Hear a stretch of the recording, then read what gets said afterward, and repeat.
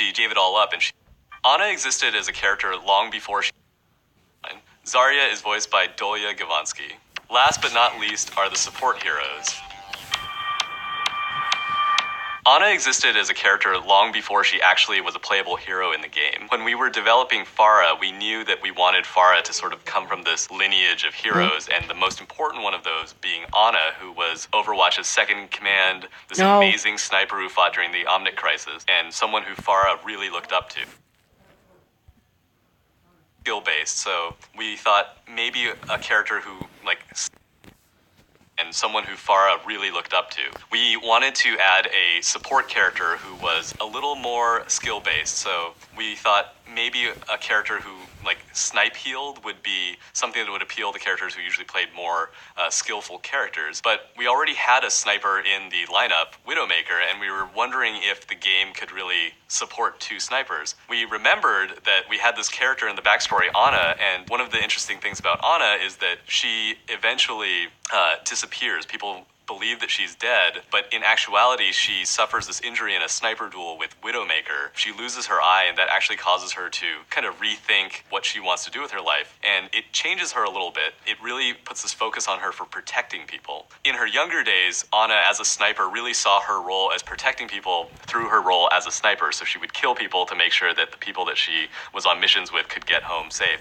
But in the modern day, she has this weapon which is able to heal people from range, and so we're sort of able to show how her character changed over time. Anna is voiced by Aisha Selim, who we actually recorded all the way from Cairo. We wanted to make this really tough older female character because we felt like, entertainment and the world could just use more of them. And so when we settled on the idea of making the sniper, we thought Anna would be perfect because obviously as one of the older heroes in the game, we could show that she's still really powerful and still competent and still out there, a hero just as much as the younger characters in the cast.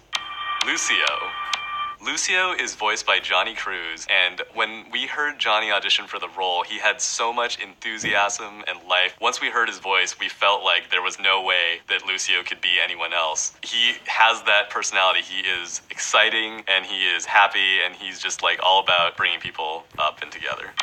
Mercy ultimately leaves the Overwatch organization because she has this conflict as a kind of doctor or physician, someone who's a healer. She feels like sometimes Overwatch is too militaristic in her goals, and ultimately now she's just working as a medic, as a doctor in sort of places in the world where there are conflicts and where she feels like she can do good. Recently, actually, we made some changes to Mercy, so she now has an additional ability called Valkyrie, in which she can just fly around the battlefield, and her abilities become more charged, and she's really that kind of battlefield angel. Mercy is voiced by Lucy Pohl.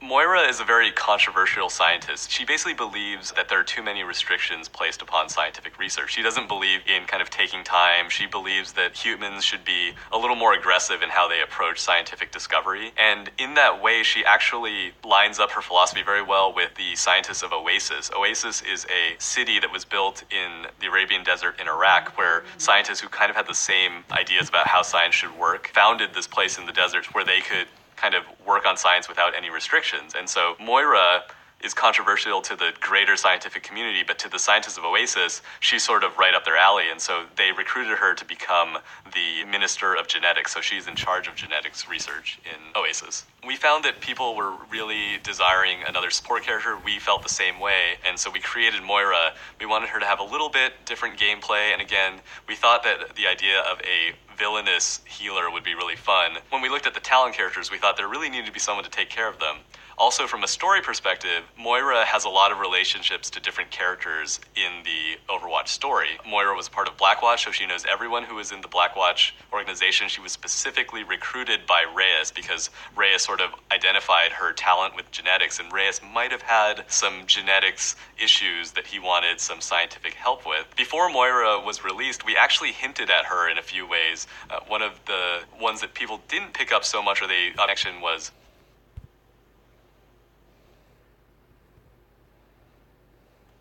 on the Oasis map before a match would start. Reaper would mention that he's visiting an old friend, and this old friend is Moira. We had this idea of a scientist who is related to Reyes and to Blackwatch, and so while we didn't know the specific details about the character, we knew that there was this space in the Overwatch universe that we wanted to fill. So when we were looking at who the next support character was going to be, we felt like Moira would be a great option, and her character really came out of that. Moira is voiced by Genevieve O'Reilly. Symmetra.